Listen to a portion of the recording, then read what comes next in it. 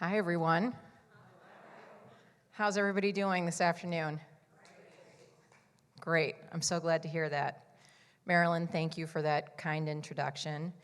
As you heard Marilyn say, my name is Ashley. I'm chairman and CEO of Cambium Learning Group.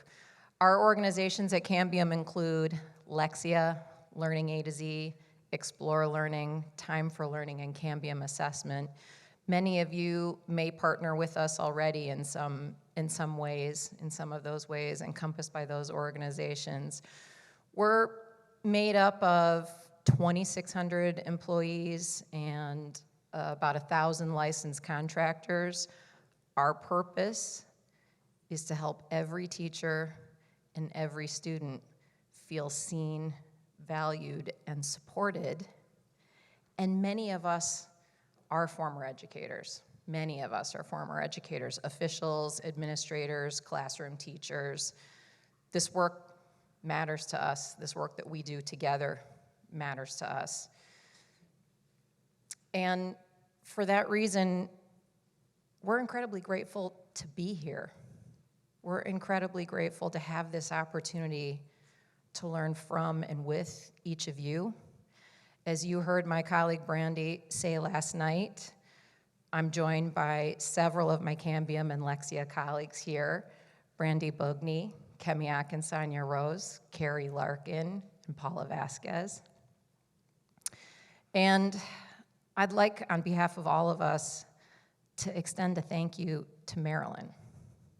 Marilyn, thank you for your bravery and your entrepreneurship and your vision for bringing this community together beginning in 2019.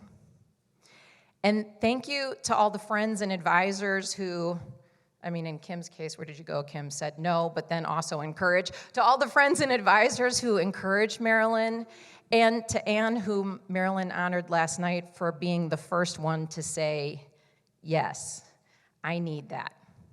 We need that. We want this. We want the opportunity to build our capacity as leaders and women leaders in a space that is filled with conditions that are tough to navigate, that are not friendly and welcoming and uplifting and supportive to us in many situations. So thank you, Marilyn. Let's have everyone give Marilyn a round of applause.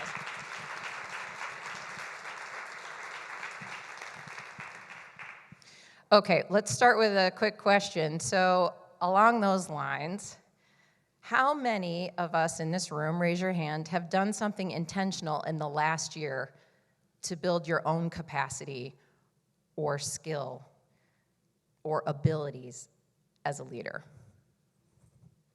Wonderful, wonderful. Okay, how many of you this morning did something that you don't normally get to do first thing on a Monday morning? Yeah, okay, so that was really, okay, I'm glad to see everybody's taking full advantage.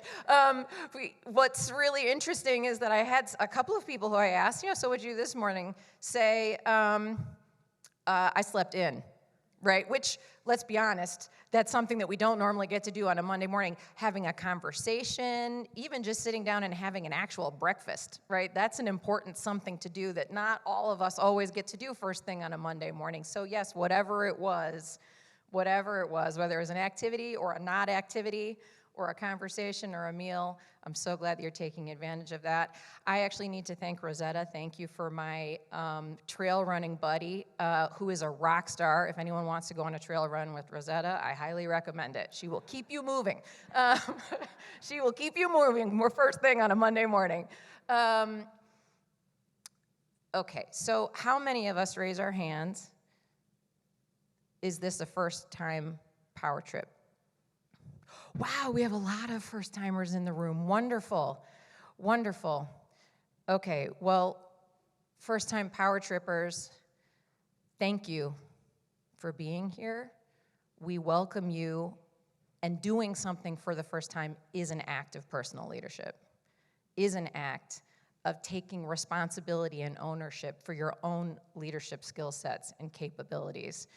For those of you who weren't here last year, I did spend a few minutes talking about personal leadership and the framework that I've developed to help hold myself accountable to the kind of leader I want to be and to the types of decisions I want to make and the outcomes that I want to help facilitate for others. If you're interested in learning more about that and talking with me about that, my email is in the program that Marilyn has distributed for all of us. Feel free to email me. I talk in that program about how important it is to be clear about our purpose, the principles to which we want to hold ourselves accountable, and the ways that we need to intentionally build our capacity as leaders.